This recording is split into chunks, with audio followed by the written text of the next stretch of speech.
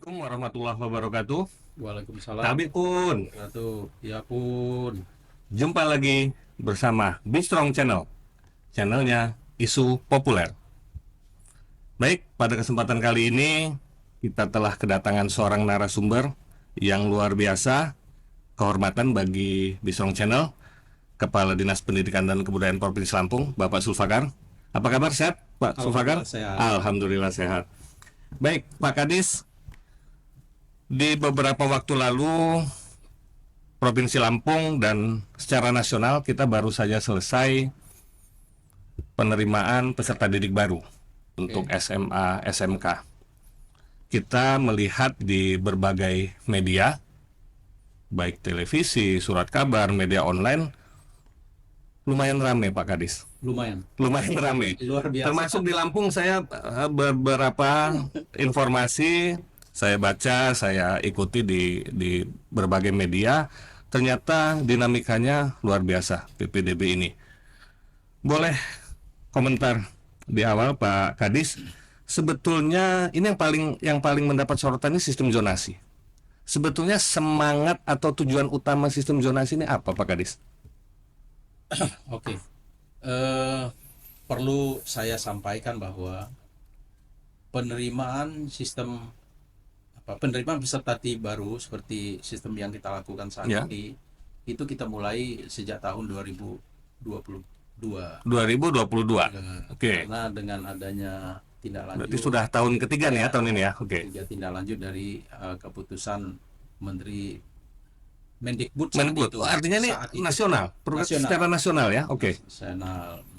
Nah, ada kemudian kita aturan turunannya dengan keputusan Sekjen, kemudian kita tindak lanjuti dengan keputusan Gubernur. Setiap tahun kita lakukan itu.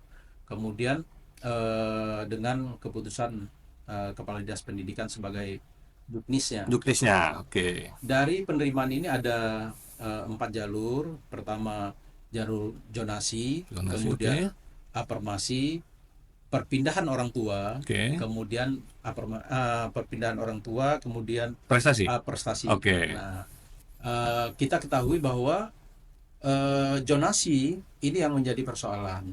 Zonasi yang menjadi persoalan. Zonasi ini kuotanya berapa? 50%. 50% dari dari kuota kuota per sekolah ya. per sekolah. Oke. Nah, tujuannya adalah menghilangkan kasta. Menghilangkan kasta. Mungkin ada bapak-bapak di sini yang dulu lulus SMA 2. Nah, dikatakan bahwa SMA 2 itu adalah tempat-tempat orang-orang kaya, anak-anak Oh. pejabat. Nah, ini Itu histori ya, histori yang sudah Jadi, terbentuk ya. seakan-akan yang bukan anak pejabat, yang bukan anak orang kaya dan tidak berprestasi, yang ada di sekolah di dekat berdomisili dekat sekolah tidak bisa sekolah. Tidak bisa masuk ke SMA itu. Oke.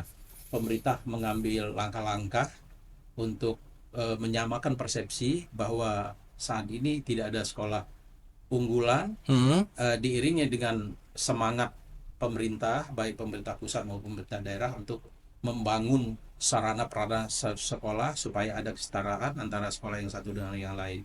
Tapi persoalannya adalah image yang sudah tertanam pada masyarakat atau orang tua bahwa ada salah satu sekolah atau lebih ini dianggap bahwa itu adalah sekolah yang menjadi favorit. Menjadi favorit. Nah, ini menjadi favorit. Itu sebenarnya tujuan pemerintah. Oke, berarti tujuannya sebetulnya mulia, Pak Sangat Kadis. baik, sangat Artinya baik. pemerataan kesempatan bagi setiap warga kita Provinsi Lampung memperoleh kesempatan yang sama.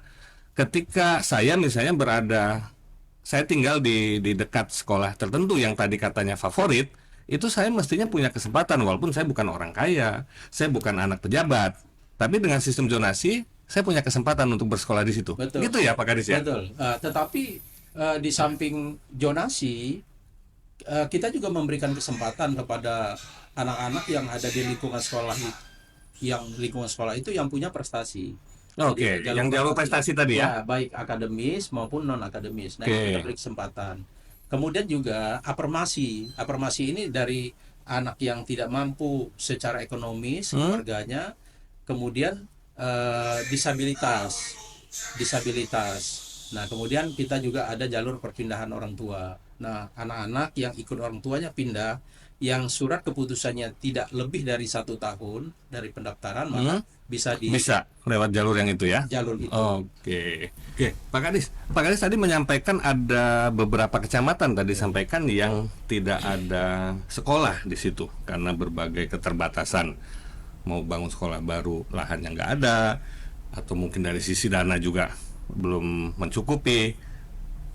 Nah, sementara kalau anak-anak kita di wilayah itu mau masuk ke SMA lewat jalur zonasi kan pasti kalah dalam tanda petik oleh warga lain yang lebih dekat. Kira-kira solusinya seperti apa, Pak Jadi Kadis? gini, kalau untuk membangun unit sekolah baru, tentunya kita tidak memungkinkan. Tidak memungkinkan ya. Memungkinkan. Akan tetapi bagi yang mampu ini tidak ada masalah, karena anaknya bisa sekolah di Di swasta. swasta yang bagus ya. Nah, Oke. oleh karenanya pemerintah mengambil langkah-langkah di samping BOS yang disediakan oleh pemerintah pusat, Hmm? daerah juga menyiapkan dana BOSDA. Bos daerah ya. BOS Oke. daerah sebagai pendamping, dana BOS yang secara pasti tidak mencukupi bagi anak-anak kita. Oleh karenanya, bagi yang tidak mampu di daerah yang tidak punya sekolah, Iya. di program kita digratiskan di swasta dengan Oh. didukung oleh dana pemerintah daerah melalui BOS. Bos data tadi itu. Bosda. Oke. Bagi yang tidak mampu. Bagi yang tidak mampu. Itu saja langkah yang harus Oke, kita oke, ini satu terobosan. Iya. Tapi ada mekanismenya ya, tentu verifikasi, Tentu, pengecekan verifikasi. segala Kita lihat. macam ya.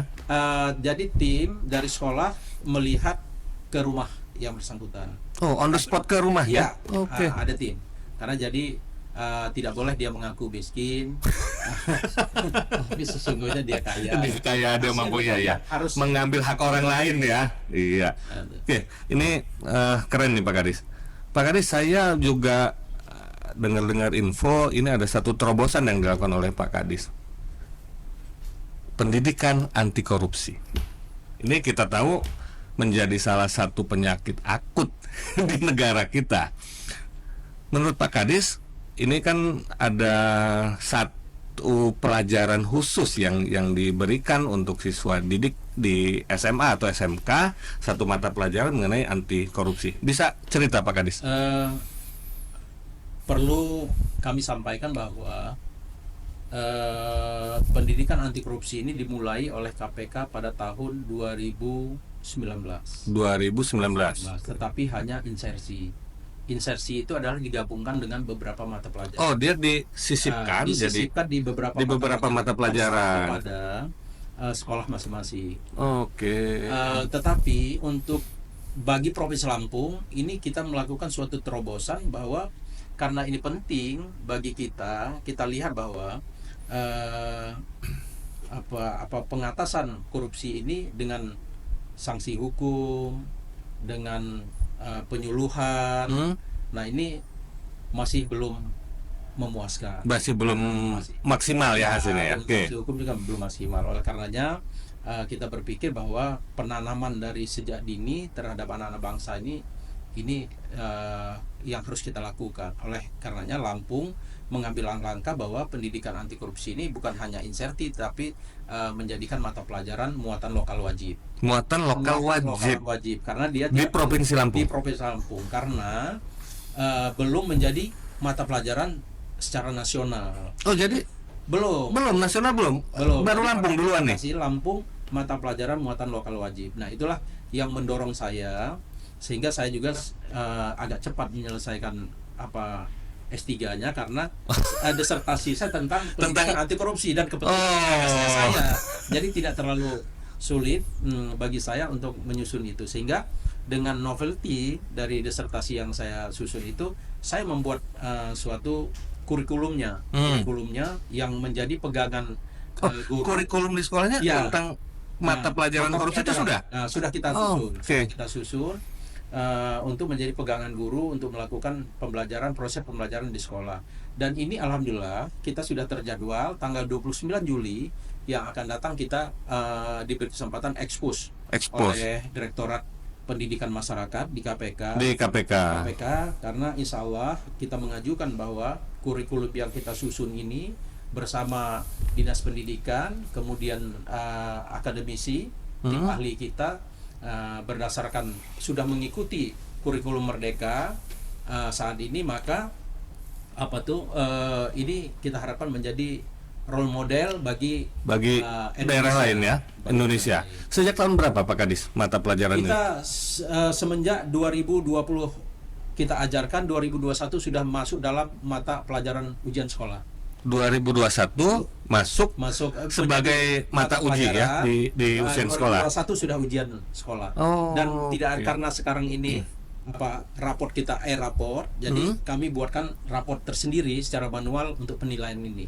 Jadi kalau daerah-daerah lain berpedoman kepada raport, tidak ada kolom penilaiannya, maka kita buatkan raport yang manual. Ini ternyata ini sangat diterima oleh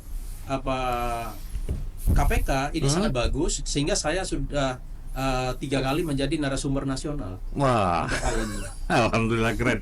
Gini Pak Kadis, dari sisi kurikulum sudah diujikan, di ujian sekolah sudah, tenaga pengajarnya, gurunya ini asal guru yang ada saja atau dibekali atau seperti apa? Awal saya ambilkan dari guru PPKN, pendidikan dari guru kewarganegaraan ya. Dari guru agama. Ya. Setelah saya himpun semua itu dan melakukan proses mengajarkan di sekolah, saya usulkan kepada pemerintah daerah melalui APBD, kita siapkan dana untuk bimbing bintek yang narasumbernya dari KPK. Oh, si guru-guru tadi dibintekkan. Jadi narasumbernya dari KPK. Jadi KPK, sehingga mereka mengetahui indikator anti korupsi itu apa saja dan sudah Wah, keren nih. Mudah-mudahan bisa diadopsi oleh daerah dan provinsi lain. Kalau memang ini dinilai bagus kan, artinya memang pendidikan anti korupsi menanamkan pemahaman dan mentalitas ke anak-anak didik kita sedini mungkin. Ini dari PAUD. PAUD. Saya sudah melakukan MOU dengan pemerintah kabupaten kota untuk melakukan proses pembelajaran anti korupsi juga, dimuatkan dalam mata pelajaran muatan lokal wajib. Ini jadi termasuk pendidikan yang di bawah Kementerian Agama. Kita lakukan kayak MTS, MI ya. Oke, Madasaliyah, artinya baik yang di bawah Kementerian Pendidikan maupun yang keseluruhan menerapkan itu. Oke. Negeri dan swasta. Nah, mudah-mudahan ini ke depan akan menghasilkan lulusan siswa kita yang memang sudah punya jiwa anti korupsi ya, Pak Kadis ya. Oke, Pak Kadis. Ini saya tertarik dengan perjalanan Pak Kadis nih. Kalau saya tidak salah baca data nih, sudah 3 kali di 3 kabupaten jadi PJ Bupati ya, Pak Kadis ya. Kemudian Kepala Dinas Pendidikan terlama kalau saya coba amati, kalau saya nggak salah 7 tahun lebih ya Pak Kadis ya. Iya, 7 nah, tahun. Selama perjalanan itu kemudian dengan berbagai dinamika di beberapa daerah, kira-kira Pak Kadis, persoalan utama pendidikan kita di Lampung itu di bagian apa Pak Kadis yang masih harus ditingkatkan? Baik, kalau berbicara saya standar isi artinya salah satu diantaranya sarana prasarana. Nah, kemudian yang kedua kita harus sadari bahwa kekurangan tenaga pendidik ini cukup besar, bukan hanya Lampung tapi Indonesia. Masih kekurangan tenaga pendidik ya, Pak Kadis. Oke. Kita bersyukur sekarang tidak membebankan bagi sekolah lagi, karena banyak tenaga honornya sudah diangkat menjadi pegawai P3K. Pemerintah. Nah, ini jadi kita harus akui bahwa sarana prasarana kita perlu peningkatan. Kemudian tenaga pendidik kita harus kita tingkatkan lagi sumber daya manusianya. Intelektualitasnya harus kita tingkatkan, karena kalau seorang guru tidak mau belajar setiap waktu, setiap saat, dia pasti akan tertinggal. Artinya sih namanya ilmu pengetahuan ini kan dinamis. Dia harus mengupdate dan mengupgrade ya. Setiap detik, setiap saat. Yang ketiga, terutama di desa, penguasaan IT bagi guru ini sangat lemah, sehingga model pembelajaran saat ini banyak kita melakukan melalui penggunaan Dukungan IT ya, media. Oke. sehingga ini perlu juga didorong guru-guru kita. Alhamdulillah sekarang secara umum hampir secara maksimal guru-guru kita sudah mempunyai ilmu itu, dan saya pemerintah daerah melakukan terobosan, kita lakukan guru magang. Guru Jadi magang. dari daerah terpencil Ya. kita magangkan di SMA yang punya mutu pendidikan tinggi, seperti SMA 2, SMA 9 di Prengsewu, kemudian di Metro dan lain sebagainya. Oke. Nah, jadi guru yang di desa kita magangkan di kota. Kemudian saya buat lagi program, ini juga satu-satu di Indonesia. Ya. Programnya guru mengabdi. Guru mengabdi. Guru yang punya bagus, guru penggerak, Ya. guru punya kita anggap teladan, kita mengabdikan di desa. Oh. Kemudian ada lagi saya perbuat program kepala sekolah mengabdi. Jadi kepala sekolah mengabdi. Ada guru mengabdi, ada kepala sekolah mengabdi nih. Ya, kepala sekolah mengabdi saya lakukan selama 2 minggu. Kepala sekolah itu menjadi kepala sekolah di desa. Nah, jadi kepala sekolah yang ada di desa yang aslinya dia Ya. nonton saja, melihat bagaimana Melihat bagaimana kepala sekolah yang keren tadi Keren ini, tadi. yang sudah oke ini memimpin sekolahnya, supaya kemudian bisa ditransfer kemampuannya ya. sehingga mutu pendidikan ini kita harapkan Bisa merata ya. Ya, karena memang mungkin berbagai faktor tadi menyebabkan belum meratanya kualitas pendidikan di Provinsi Lampung. Tentu akan masih ada kesenjangan. Tapi tadi yang disampaikan oleh Pak Kadis, beberapa upaya yang telah dilakukan untuk mempersempit kesenjangan ini ya, Pak Kadis ya. Mudah-mudahan kita berharap ke depan kalau ini sudah persepsi masyarakat kualitas sekolah kita sama, nggak ribut lagi masalah zonasi. Ribut lagi. Oke. Oke. Pak Kadis, kira-kira dari perjalanan sekian tahun, kemudian dari tahun ke tahun sudah melakukan perbaikan, evaluasi, ke depan langkah-langkah strategis apa yang masih harus dilakukan baik oleh dinas, sekolah maupun persepsi masyarakat nih yang harus diperbaiki supaya pelaksanaan PPDB ini semakin baik dan semakin baik. Pertama, pemerintah terus memperluas akses pendidikan. Oke. Jadi kita berharap tidak ada lagi daerah terpencil atau daerah yang jauh tidak ada sarana prasarana pendidikan. Contoh tahun ini kita bangun di Pulau Tabuan. Pulau Tabuan. Pulau Tabuan itu kita bangun sekolah SMK sehingga anak-anak di sana lulusan SMP bisa sekolah. Bisa sekolah di sana. Kemudian yang kedua, mendorong melengkapi sarana prasarana untuk media pembelajaran anak-anak kita. Karena jangan sampai anak-anak yang ada di desa atau daerah terpencil itu tertinggal cara pembelajarannya, sehingga mereka tidak punya daya saing. Kemudian yang ketiga, kita berharap kepada semua masyarakat untuk menganggap bahwa pendidikan ini investasi, sehingga perlu dukungan juga. Kita juga sangat mengharapkan dukungan partisipasi atau sumbangan yang bersumber dari masyarakat, karena bayangkan saja bos kita untuk SMA hanya 1.500, kemudian SMK 1.600, dan kebutuhan sekolah berdasarkan hasil survei kami pada saat 2019 itu sekolah SMA itu kisaran antara 3.400.000 sampai 5.600.000. Kita hanya dapat 1,5 juta. Jadi kekurangannya itu kan berarti harus dari partisipasi masyarakat. Nah, gitu. Dan SMK itu kebutuhannya antara 4.200.000 kan ada praktek ya kalau sampai 5.700.000. Hanya dibantu ada bos 1.600.000. Kalau kita gratiskan oleh pemerintah daerah, kita membutuhkan dana yang cukup besar. Tidak cukup dengan tidak kurang dari 171 miliar per tahun. Per tahun. Bayangkan saja, jadi sangat susah kita beban APBD kita. Jadi masih tetap berharap kepada masyarakat supaya partisipasi pendidikan ini perlu menanamkan bahwa pendidikan itu adalah investasi, sehingga mereka mempunyai kesadaran untuk tetap memberikan bantuan terhadap dunia pendidikan. Oke. Pak Kadis, sebenarnya kan tujuannya mulia tuh tadi ya. Ada pemerataan kesempatan sebetulnya bagi masyarakat kita. Seperti saya misalnya, saya tinggal di dekat satu sekolah yang katanya favorit tadi segala macam, yang dengan sistem ini sebenarnya saya punya kesempatan untuk bersekolah di situ. Tapi ini apa gitu masalahnya kok menjadi rame, menjadi banyak dinamika, banyak pemberitaan? Ya. Yang utama pemahaman pemahaman karena orang tua siswa kadang-kadang tidak membaca juknis dari PPDB itu sendiri. Padahal itu informasinya tersedia ya? Tersedia Secara online. secara Bisa online, diakses jadi semua oleh media. Oke.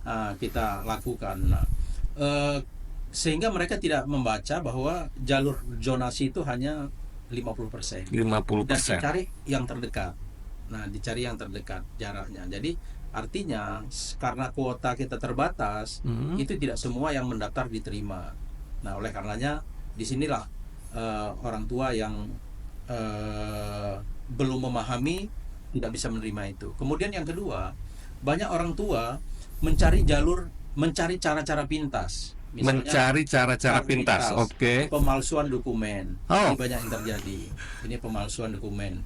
Kalau dulu ini bisa saja anak pindah kartu keluarga di masyarakat yang ada di lingkungan sekolah itu. Tetapi mulai cara-cara itu 2 tahun dilakukan, ini sudah terdeteksi oleh semua panitia dan sebenarnya kita tahu, tapi hanya keterlambatan kementerian untuk merubah itu.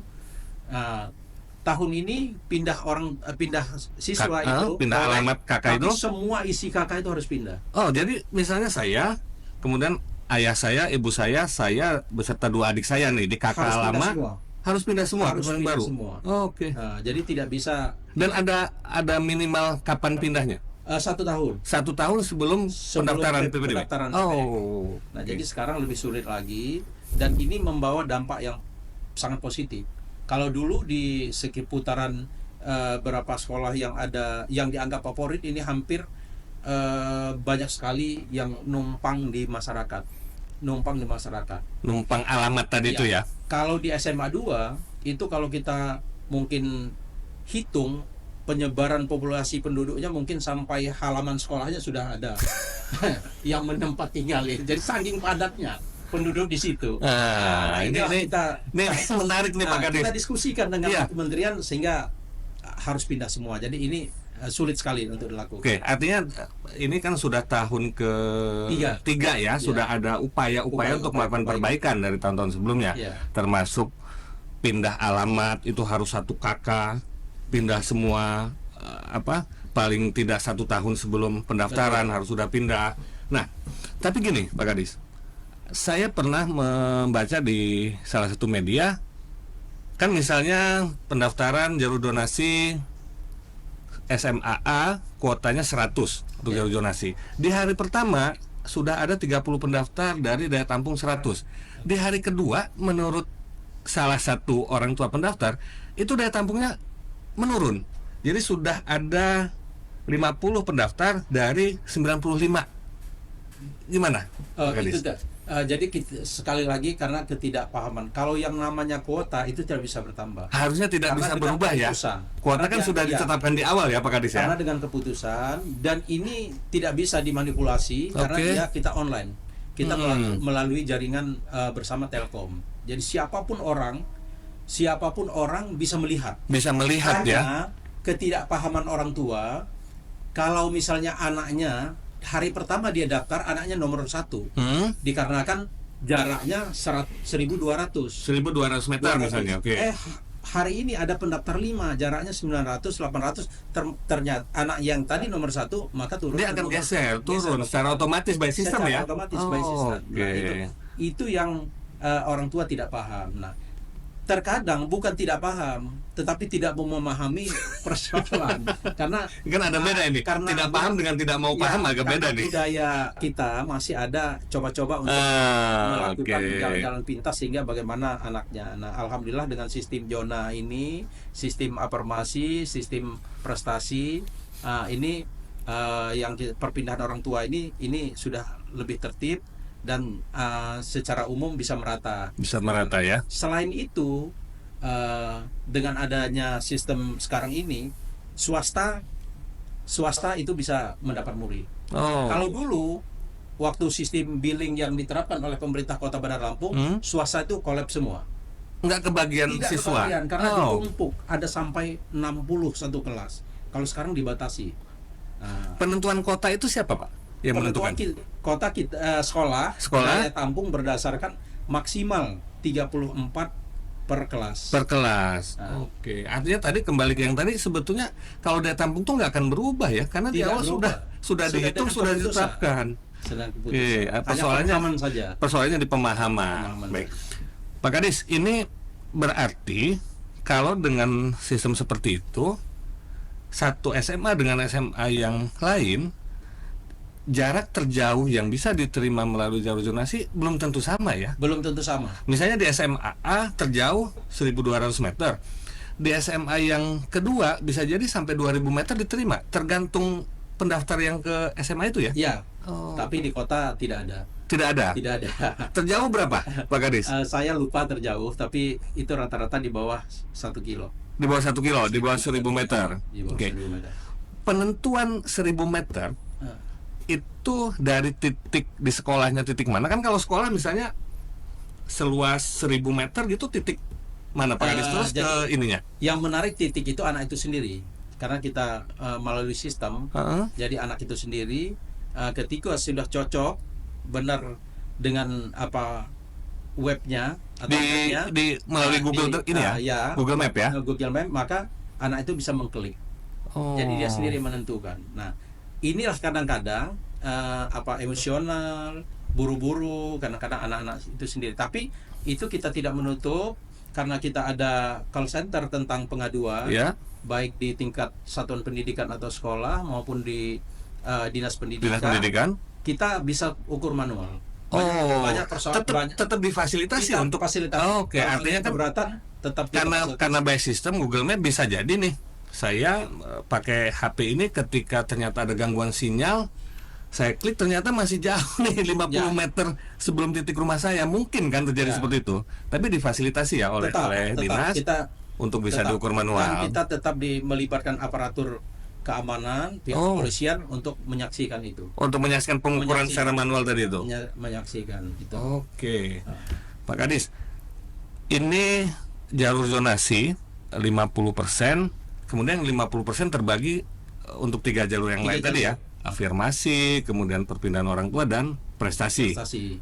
Sebetulnya dari sisi itu, jalan untuk masuk ke SMA, SMK hari ini jauh lebih terbuka ya. Lebih terbuka. Tapi dari kita harus pahami juga, memang setiap peraturan pasti ada suatu kelemahan. Contoh, saya contohkan Kecamatan Raja Basa, Kecamatan Jagabaya, Ya. Kecamatan Kedamaian, Kedamaian, termasuk di oke. rumah saya, Ya. itu sudah pasti anaknya tidak bisa diterima melalui jalur zonasi karena tidak ada Nah. sekolah. Kita Oh. zonasi kita di SMA 10 sangat jauh, tidak mungkin kita pasti kalah. Pasti kalah ya, karena Dengan jaraknya anak-anak jauh. baru, Iya. pasti jauh. Nah, jadi itu kelemahannya. Nah, di sisi lain pemerintah tidak sangat sulit untuk membangun sekolah. Pertama, lokasi tidak ada. Nah, lokasi seperti di kota perkotaan ini tidak ada lokasi yang patut ataupun layak untuk dibangun sekolah baru ya. Itu kelemahannya. Oke. Jadi sangat, ya, setiap aturan pasti ada Pasti ada plus minusnya ya. plus minusnya. Tapi kalaupun secara umum Ya, sebenarnya kesempatan lebih kesempatan terbuka ya. terbuka. Lebih terbuka, ada 4 jalur yang kita sebetulnya kan bisa memilih di awal mana yang paling mungkin untuk kita lewati jalur Nah, itu. itu persoalan juga. Nah, persoalan gimana, Pak juga. Gadis? Karena begini, kalau siswa memilih satu jalur, dia tidak bisa daftar jalan yang lain. Saya misalnya sudah milih jalur zonasi atau prestasi. Tidak bisa lagi zonasi. Oh, 3 yang lain nggak bisa saya pilih. lagi. Oh, Padahal punya persyaratan juga memenuhi misal jalur zonasi. Nah, ini tidak bisa karena dia by system, tidak bisa diulang nggak lagi. bisa. Oh, Nah, itu. jumlah sekolah yang saya pilih satu, nggak bisa Nah, milih 2. bisa zonasi bisa melalui di sini. Kalau dia prestasi sama afirmasi, di mana aja dia bisa daftar. Baik, terima kasih Pak Kadis atas bincang-bincangnya. Be strong, jangan pernah takut menjadi kuat. Assalamualaikum warahmatullahi wabarakatuh. Waalaikumsalam warahmatullahi wabarakatuh. Tabib.